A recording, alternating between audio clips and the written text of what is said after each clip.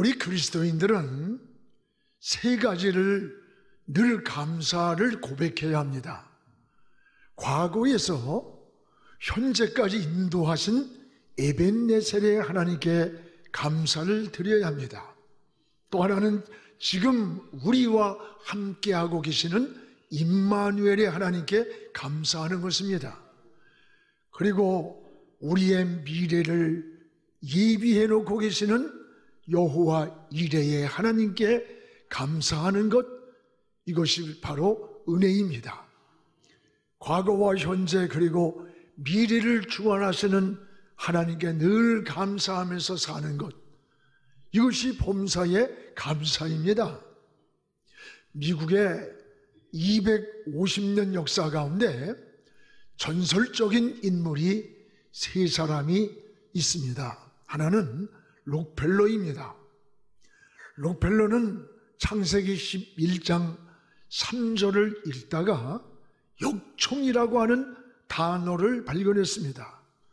역총이라는 그 단어를 찾아 추적해 보니 오늘날의 이라크 땅이었습니다. 지금부터 100년 전에 이라크 땅에서 석유 개발을 해서 세계적인 부자가 되었습니다. 또 하나는 카네기입니다. 카네기는 사실 스코틀랜드 출신입니다.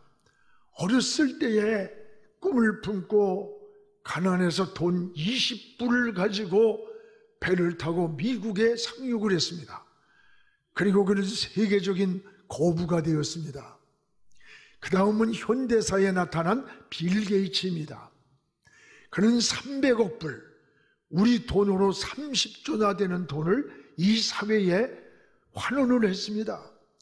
그리고 자기의 전 재산을 살아있을 때 95%를 하나님을 위해서, 사회를 위해서 환원하겠다고 발표를 했습니다. 이들은 한 세기에 나타난 전설적 인물이라고 평가를 합니다. 그리고 이 세 사람의 공통점이 있는데 그것을 네 가지로 소개한 글을 보았습니다. 삶의 우선순위를 하나님께 두고 살았습니다. 또 하나는 성공의 목표를 돈에 두지 않았습니다. 또 하나는 소유한 부를 자기만을 위한 것이 아니라 하나님을 위하여, 사회를 위해서 환원을 했습니다. 그리고 하나님을 감동시킨 사람들이라고 했습니다. 그렇습니다. 이들의 특징은 어떤 선택을 하든 하나님의 뜻을 우선순위로 생각을 했습니다. 성경에 많은 인물들이, 그런 사람들이 나옵니다. 요셉이가 그런 사람이었고, 다윗이 그러했고, 또 다니엘이나 엘리야 같은 사람이 그러한 사람들입니다. 하나님의 뜻을 신앙의 열쇠라고 말합니다. 여러분, 잠긴 문을 아무 열쇠로 열 수 있는 것이 아니에요. 그 여는 열쇠가 있는 거예요. 우리 신앙생활에도 열쇠가 있습니다. 그것을 성경에는 하나님의 뜻이라고 말씀합니다. 성경에는 32,500가지의 약속을 하나님이 주셨어요. 그리고 그 약속을 여는 열쇠를 우리에게 주셨습니다. 그게 바로 하나님의 뜻입니다. 하나님의 뜻이 성경에 약속된 32,500가지를 여는 마스터 키가 되는 거예요. 여러분, 부모의 뜻에 맞아야 그 자녀의 요구를 들어주는 것이에요. 상관의 뜻에 맞아야 여러분 결정을 합니다. 성도는 기도를 해도 열심히 하고 오래 하는 것 다 좋아요. 더 중요한 것은 하나님의 뜻에 맞아야 응답과 은혜와 축복이 이루어지는 겁니다. 그래서 마태복음 6장 10절에 보면 이런 말씀이 있습니다. 예수님이 가르쳐준 주기도문 아닙니까? 뜻이 하늘에서 이루어진 것 같이 이 땅에서도 이루어지리다 라고 했어요. 예수님의 마지막 겟세마네의 기도의 내용을 보십시오. 땀 흘릴 피가 땀방울 되듯이 하나님께 기도할 때 하나님 이 십자가를 피할 수만 있으면 피하게 해달라고 기도했습니다. 그러나 그 기도의 결론이 뭐예요? 하나님 내 뜻대로 하지 마소서. 아버지가 원하는 뜻대로 되길 원합니다. 이게 기도였어요. 아버지가 원하는 뜻. 신앙은 빨리 가고 열심히 하는 것보다 더 중요한 게 뭔 줄 압니까? 하나님의 뜻을 따라 살아가는 길입니다. 오늘 말씀의 본문은 여러분이 너무 잘 알고 있는 말씀이지만 이 속에 우리 신앙의 약속을 여는 열쇠가 들어있습니다. 바로 그게 하나님의 뜻입니다. 그러나 너무 잘 알기 때문에 사람들은 소홀히 여길 때가 많습니다. 여러분, 공기 속에 산소가 너무 많기 때문에 그 산소가 소중하다고 느끼지 못하고 살아요. 그러나 임종 직전에 있는 사람에게는 산소가 부족하면 죽는 거야. 그 산소가 생사의 분기점이 되는 겁니다. 영적인 사람은 어떤 사람입니까? 하나님의 뜻이 신앙의 열쇠임을 알고 사는 사람이 영에 속한 사람이에요. 그래서 빌립보 2장 13절에 보면 너희 안에서 행하시는 이가 누구냐? 하나님이다. 그 하나님은 자기의 기쁘신 뜻을 위해서 너희 아이에게 소원을 마음에 두고 행하게 하신다. 여러분, 하나님이 기쁘신 뜻을 위해서 우리 마음에 소원을 두고 이 일을 성취해 간다는 거예요. 어느 때는 우리 마음속에 회개의 영을 주어서 막 토해내게 만들고, 어떤 때는 우리 마음속에 헌신하고자 하는 뜨거운 마음을 주어서 헌신하게 만들고, 어느 때는 여러분 주의 일하지 않으면 견딜 수 없는 소원을 주고 어떤 목적을 이루도록 하나님의 기쁘신 뜻을 위해서 우리 안에 계신 하나님이 우리 안에 소원을 일으켜서 하나님의 뜻을 이루고 목적을 이룬다는 거예요. 그렇습니다. 그래서 오늘 사도 바울은 하나님의 뜻을 우리에게 세 가지로 소개하고 있습니다. 하나는, 따라합시다. 항상 기쁨으로 사는 것. 항상 기쁨으로 사는 것이 하나님의 뜻이라고 했어요. 오늘 16절에 아주 간단합니다. 항상 기뻐하라. 저는 이 말씀이 굉장히 중요하다고 깨달았어요. 여러분, 항상이라는 말씀, 쉬지 말고라는 말씀, 범사라고 하는 이 말씀, 여러분 깊이 말씀을 묵상해 보십시오. 항상 기뻐하라. 하나님의 자녀들이 기쁨으로 살길 원하시는 거예요. 하나님의 자녀들이 근심하고 절망하고 낙심하고 사는 걸 어느 부모가 원하겠어요? 우리 하나님도 똑같습니다. 문제는 항상이라는 말씀을 주목해 보십시오. 우리가 살다 보면 기쁨보다 사실 근심, 걱정, 염려가 더 많은 것이 세상이라는 것을 부정할 수가 없습니다. 여름 바다의 풍랑처럼 인생 속에도 크고 작은 파도들이 끊임없이 일어나는 세상을 살아가는데 어떻게 항상 기쁨으로 살 수가 있겠어요? 저는 오랫동안 한때 이 항상이라는 말씀, 쉬지 말고 범사라는 이 말씀이 깨달아지질 않았어요. 문제와 고통과 풍랑 많은 이 세상을 살아가는데 어떻게 한순간에 은혜 받고 염려를 맡기고 감사하고 기뻐할 수 있지만 저 밖에 나가면 수없이 밀려오는 문제와 파도와 사고 속에 사는데 어떻게 항상 기쁨으로 살 수 있단 말인가? 그러면서 깨달아지질 않는 거예요. 여러분도 그럴 수 있어요. 그러던 어느 날이었습니다. 기도하는데 성령께서 내 마음속에 강하게 마음을 터치하시는 거예요. 어느 환경에서도 근심하고 불안해하고 염려하고 원망하는 것, 이것은 하나님이 주신 마음이 아니다. 또 하나님의 뜻도 아니라고 하는 것을 깨달았어요. 오히려 사탄이 역사하고 있는 것을 알고 있었어요. 깨달았어요. 왜냐하면 창조의 원리가 그러합니다. 아담과 하와가 살던 에덴 동산에는 항상 기쁨이 있었어요. 에덴 동산이란 말 자체가 기쁨의 동산, 즐거운 동산이란 뜻이에요. 왜 기쁨이 있었습니까?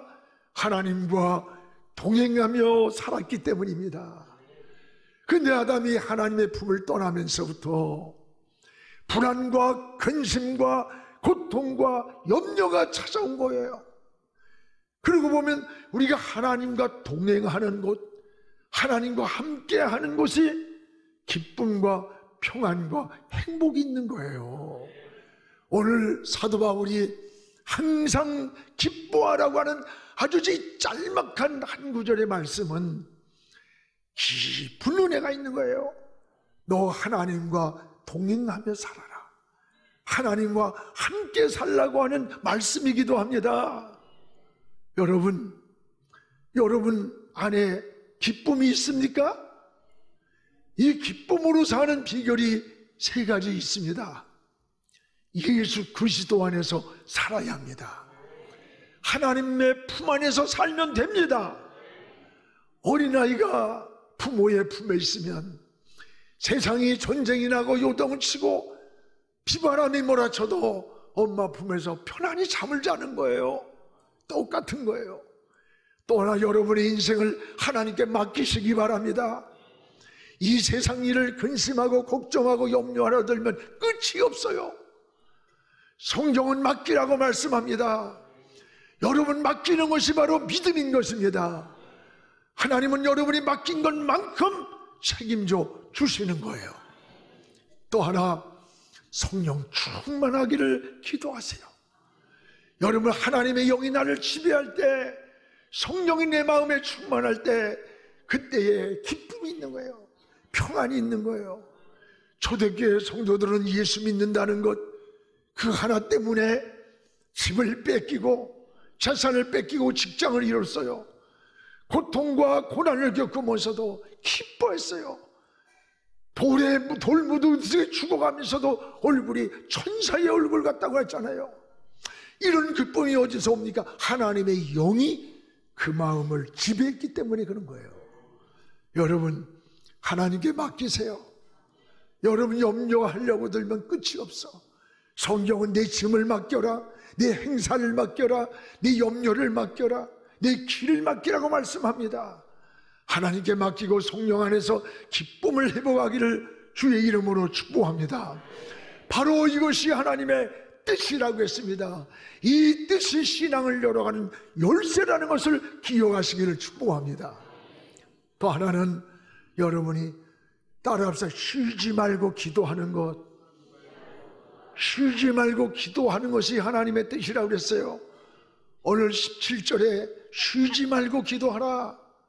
여러분 쉬지 말고 그래서 호흡을 이게 아니에요. 기도는 영적인 호흡 같습니다. 밥은 일주일을 안 먹어도 살아요. 그런데 호흡은 5분만 정지하면 죽습니다. 임종이 가까운 사람이 가장 힘든 게 뭐예요? 호흡이 안 되는 거예요. 호흡이. 그래서 산소호흡기를 끼고 그래도 안 되면 생명이 떠나는 겁니다. 영적 생활도 똑같습니다. 신앙이 병이 들면 왜 이렇게 기도가 안 되는지 몰라. 기도에 호흡이 안 돼. 그러나 영적으로 건강한 사람들은요, 그저 수시로 자기도 모르게 건강한 호흡을 하듯이 기도에 호흡이 되는 거예요. 기도는 해도 되고 안 해도 되는 게 아니에요. 안 하면 영이 죽습니다. 여러분 영이 죽어요. 쉬지 말고 기도하라는 것은 여러분 다른 게 아니에요. 끊임없는 하나님과의 영적 교제를 말해요. 교제. 하나님과의 교제나 응답의 통로도 기도를 통해서만 이루어지는 거예요. 기도는요 방법을 찾는 게 아니야. 하나님을 찾고 하나님과 교제하는 거예요. 그래서 여러분 쉬지 말고 기도하는 것은 하나님과 끊임없는 교제예요. 내가 사업을 하든지 공부를 하든지 운전을 하든지 항상 하나님께 인생에 초점을 맞추는 거야. 안테나를 하나님께 뽑고 하나님께 끊임없이 교제하는 거예요. 기도에는 반드시 응답이 있습니다. 기도는 여러분, 시간은 길 수 있어요. 기도하는 시간은. 그러나 응답은 순간에 오는 겁니다. 10년에 염려하는 것보다 10분의 기도가 낫다는 말이 있어요. 맞습니다. 이것을 경험한 사람은 기도하지 않을 수가 없어요. 하나님과 끊임없는 교제의 시간을 가지십시오. 성경의 기도로 승리한 사람들의 모습을 보세요. 수없이 많습니다. 출애굽기 14장 21절에 보면은 모세가 홍해를 향해 손을 들었어요. 이스라엘 백성들은 애굽에서 추격을 당하고 광야를 지나가던 그들의 앞길에는 홍해가 막혔습니다. 뒤에서도 도망도 못 가고 가지도 못하는 진퇴양난에서 백성들은 원망을 합니다. 그때 모세가 뭐래요? 백성들을 향해서 너희는 가만히 서서 하나님의 구원의 역사를 보라. 그리고 모세는 홍해를 향해 손을 들고 지팡이를 들었습니다.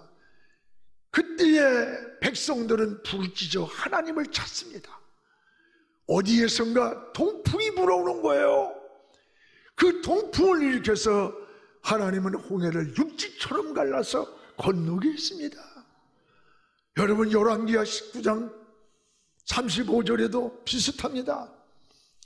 어느 날 히스기야가 기도하던 밤이었습니다. 기도하던 밤. 그 밤이 어떤 밤인 줄 압니까? 아수르 군대가 쳐들어와서 예루살렘 성을 에워싸고 나약한 히스기야 왕을 의지하지 마라. 너희가 항복하지 않으면 대소변을 입에다 넣겠다고 하면서 너희가 믿는 하나님이 어디 있느냐고 편지를 보냈어요. 히스기야는 그 편지를 들고 성전에 올라가서 그 밤에 기도했어요. 바로 히스기야가 기도하던 밤이라는 시간이 그런 타이밍이에요. 그런 밤에 주의 사자가 나타났어요. 그리고 이스라엘 백성을 에워싸고 있던 아수르 군대에 눈을 멀게 해가지고 18만 5천 명을 그 자리에서 죽여버렸어. 여러분, 이게 하나님이 하신 역사입니다. 여러분, 주의 사자가 나타났어요. 눈을 멀게 했어요. 18만 5천을 싸웠다면 얼마나 피를 많이 흘렸겠어요. 남북관계도 저는 그렇게 생각해요. 여러분, 무기, 신무기를 가지고 핵인이 떠들어대지만 무기를 남북이 동원해 싸운다면 남도 북도 다 전멸할 거야. 하나님이 손을 들어주면 되는 거예요. 이게 복음의 통일입니다. 하나님이 손을 들어 피 흘리지 않는 저 신음하는 북한 땅에 저 백성들을 구원해달라고 기도해야 돼요. 독재자는 미워하지만 그 밑에 신음하는 저 백성들은 우리 한민족인 거예요. 하나님의 손입니다. 여러분, 열왕기상 18장 38절에도 엘리야가 기도할 때에 하늘에서 불이 내렸습니다. 거짓 선지자들 850명과 싸움을 했잖아요. 그때 엘리야가 뭐라래요? 하나님, 저들은 850명의 바알 선지자, 아세라 선지자가 나타났는데 나는 홀로 있습니다. 그 말이 여러분, 하나님을 의지하는 것과 동시에 사람이니까 환경을 보고 두려워하고 염려되지 않을 수 없는 환경이에요. 근데 하나님 뭐라 했어요? 아니다. 아직도 바알에게 무릎 꿇지 않은 7천 명이 있다. 그들이 너와 함께 기도하며 함께하고 있다는 거예요. 여러분, 엘리야와 850대의 전쟁에서 누가 이겼어요? 하늘에서 불이 하나님이 엘리야의 제단에 내렸던 거예요. 그리고 850명의 거짓 선지자를 저 기손강에 가서 목을 쳐버렸어요. 성지순례 갈 때마다 갈멜산에서 기슭강을 보면 지금 기슭강이 또랑 같지만요, 옛날엔 컸지. 이야, 거기 가서 엘리야가 그냥 목을 타타타타타. 이야, 그 얼마나 신났겠어. 신앙생활은 멋있는 거야. 여러분, 승리의 깃발을 꽂는 거예요. 우리의 힘이나 우리의 에너지가 아니에요. 하나님이 힘 주셔야 돼. 하나님이 도와주시는 거예요. 오늘 여러분 항상도 하나님이 하시고, 여러분 쉬지 말고 범사, 이건 우리의 노력이 아니에요. 하나님이 주신 은혜야. 우리 하나님이 주신 은혜로 주의 뜻을 따라갈 때 하나님은 우리 인생에 약속하신 신앙의 열쇠로 우리 길을 열어주시는 거예요. 여러분 그뿐입니까? 에스더 4장 16절인가 보면 에스더가 멸망의 위기에 놓일 때 내가 죽으면 죽으리라, 그리고 왕 앞에 나가리라 했어요. 뭐 그게 뭐 대단한가 했지만 그 당시 저 이방 나라에서 잡혀온 여인이야. 워낙 아름다워서 왕후가 되었지만 왕이 뭐 여자 한두 명입니까? 수백 명 수천 명을 거느리니까 아무리 지가 가고 싶다고 왕 앞에 가지 못하는 거예요. 왕이 오라고 딱 해야 들어가는데, 여러분 거기를 어떻게 3일 동안을 금식하고 나를 위해 기도해달라, 내가 왕 앞에서 죽으면 죽으리라, 그리고 민족을 살리기 위해서 나갔어요. 이게 뭡니까? 기도예요. 기도가 뭐예요? 하나님을 찾는 거예요. 하나님을 부르는 거예요. 하나님을 의지하는 거예요. 하나님과 끊임없는 교제를 하는 거예요. 인생을 하나님께 물으세요. 하나님께 구하세요. 어린아이가 엄마 나 아파, 너무 힘들어, 나 못해. 그 아이를 버릴 부모가 어디 있어요? 우리 하나님께 매달리세요. 하나님 의지하세요. 하나님 붙들어 줍니다. 우리 길을 인도해 줍니다. 우리 길을 축복해 주십니다. 할렐루야. 계시록도 그렇잖아요. 수없이 많아. 전 계시록 강의를 67번으로 이제 다 강의를 마쳐서 책을 올리려고 준비하고 있어요. 계시록 8장 3절에서 5절에 보면 성도들이 드리는 기도를 천사들이, 여러분이 지금 기도하고 있을 때 천사들이 옆에서 제단 곁에 서가지고 금 항아리에다가 금향로에 그 기도를 담고 있다는 거야.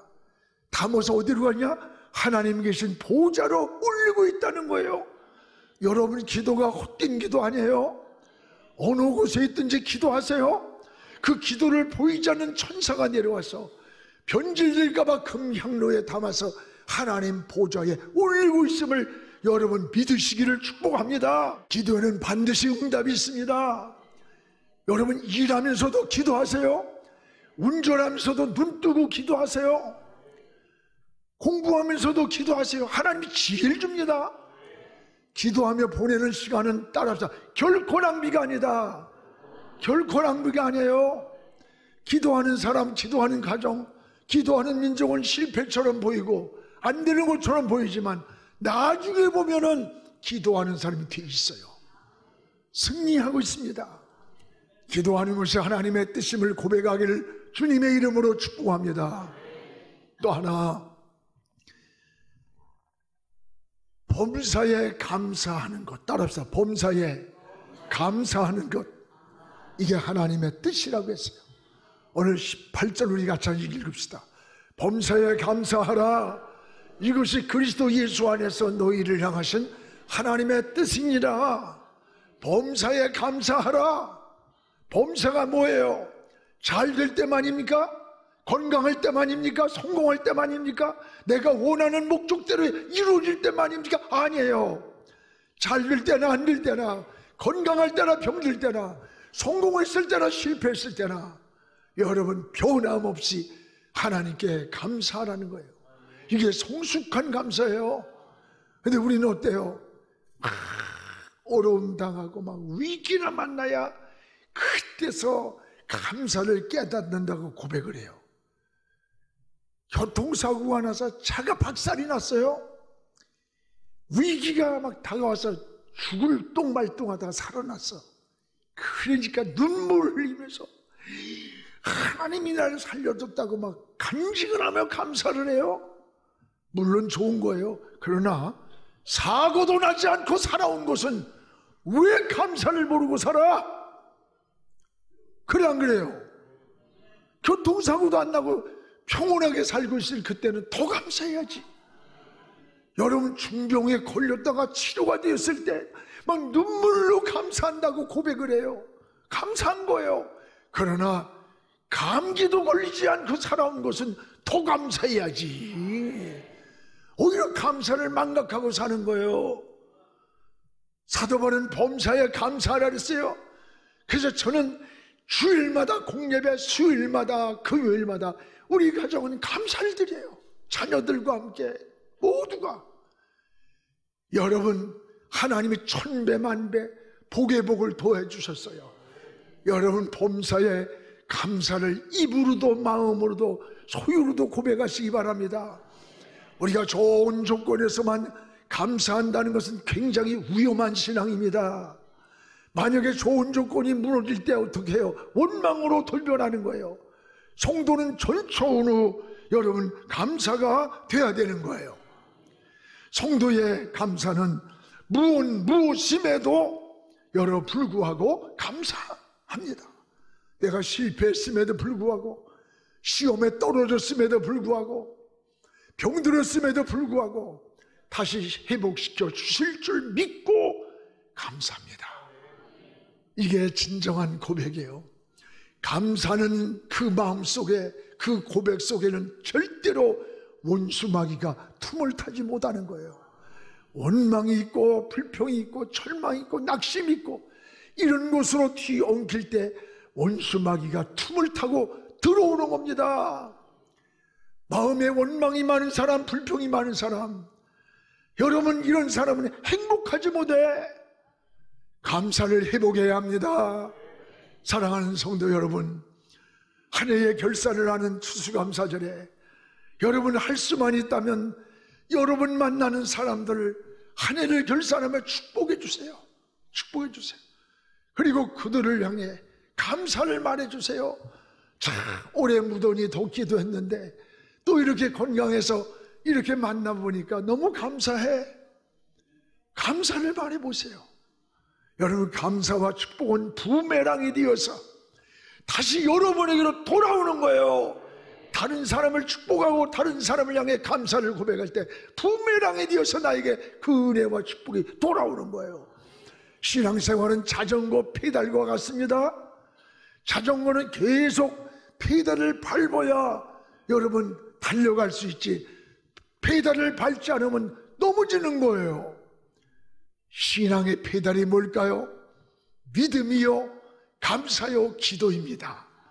여러분, 믿음과 감사와 기도를 끊임없이 밟으면서 신앙을 달려가시기 바랍니다. 한 해의 결산이 여러분 모두가 감사가 되기를 주의 이름으로 축원합니다.